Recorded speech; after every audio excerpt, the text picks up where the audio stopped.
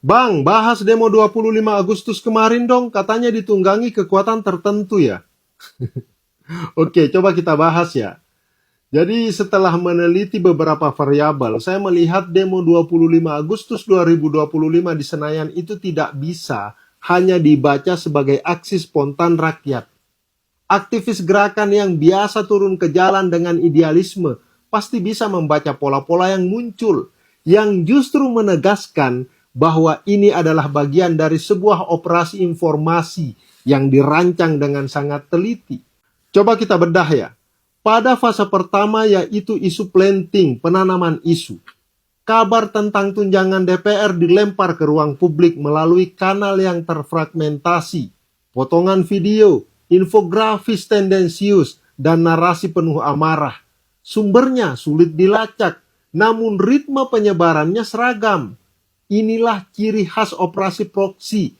Aktor utama tidak tampil, melainkan menggunakan jaringan perantara untuk menggoreng isu agar tampak organik.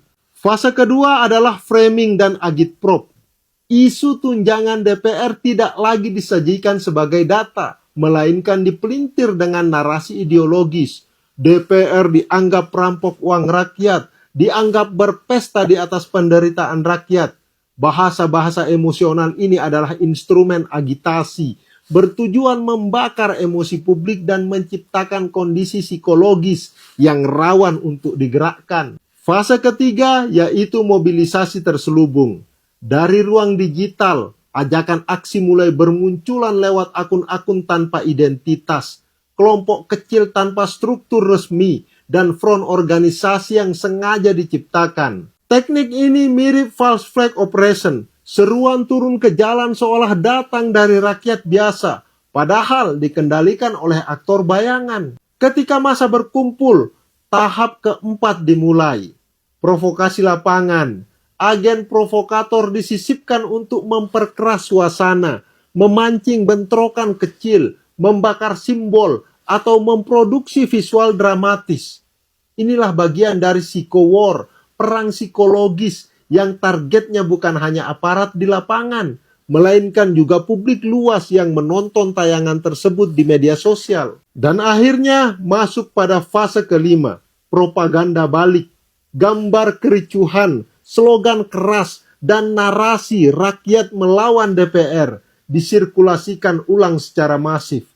Pesan utama tidak lagi tentang tunjangan DPR semata, melainkan bergeser menjadi delegitimasi terhadap DPR dan sekaligus tekanan politik terhadap pemerintah. Bagi saya, sebagai orang yang dulu hobinya demo, pola ini bukan sebuah kebetulan.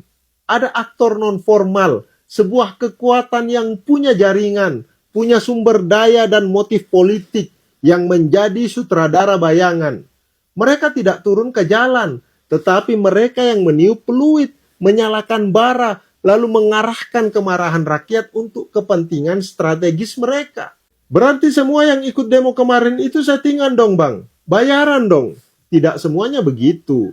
Masyarakat yang terlibat aksi kemarin yang mencoba meluapkan kemarahannya pada pemangku kebijakan, sejatinya mereka tulus. Tetapi dalam kerangka operasi pengaruh, ketulusan itu direkayasa, diarahkan, dan dijadikan bahan bakar. Rakyat menjadi pion, sementara pertandingan sesungguhnya berlangsung di atas panggung kekuasaan. Thank you.